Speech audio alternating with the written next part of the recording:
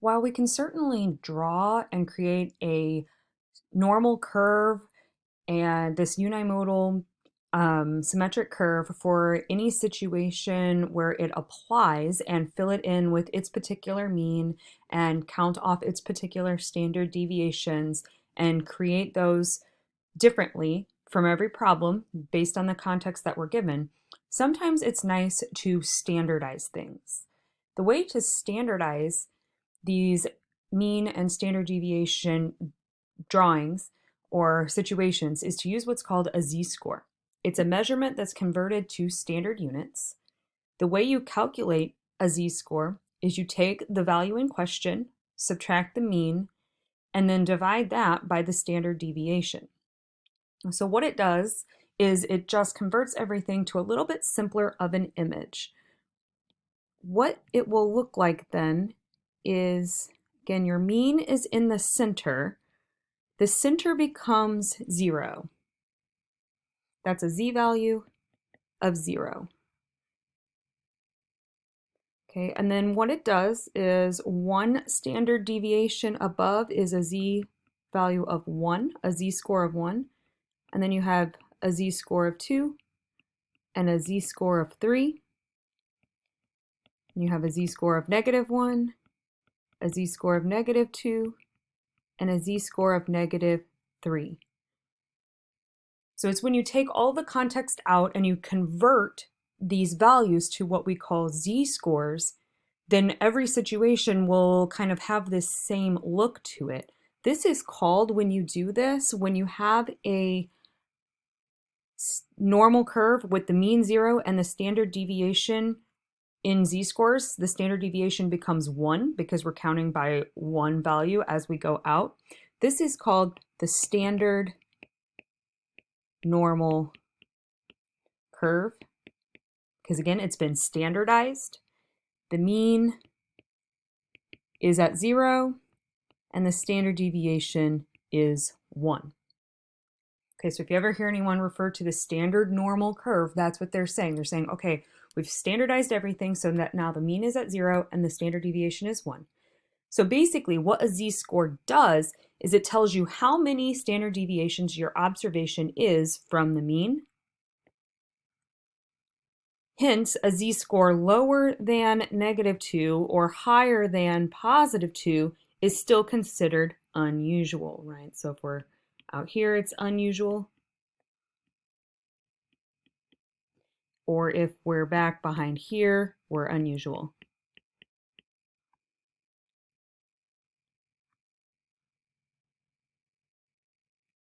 Okay, so let's revisit a prior question to see how z-scores can help. Like, why would we ever need or want to do this? Because we could solve them just fine before, so why would we want to do this? So let's look at the San Francisco versus Provo, Utah problem that we've already solved. Okay, when we solved it the first time, what we did was we drew out two different normal curves. We put in their respective means at 65, and we counted off the respective standard deviations of 8 and 21, and we drew them each out to see which one was more unusual. So another way to do that without needing the visual is to just calculate the z-score for each one. So first I'm going to calculate the z-score for Provo. Oh, sorry, no, first I'm going to do San Francisco.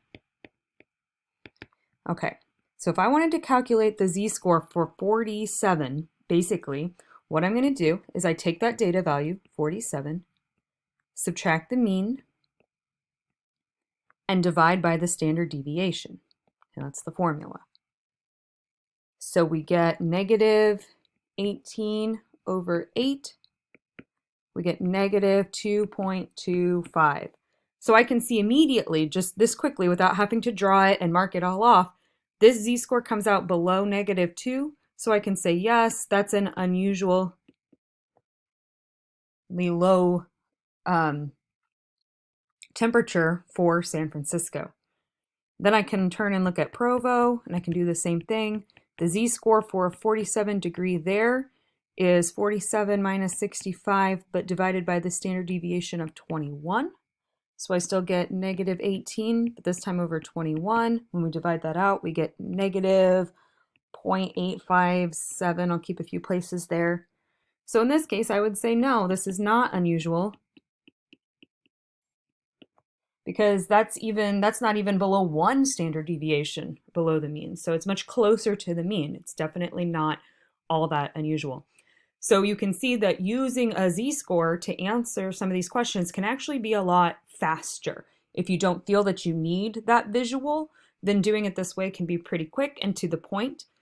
You can get the same place by drawing those normal curves and labeling them off, but this is just another way to do it. Okay, we want to practice then, it says, let's use Excel to find the z-score for both a female NCAA Division II soccer player who scores 8 goals and one who scores 28 goals. So basically we're going to find the z-scores of those two data values and compare them and see which one is more unusual.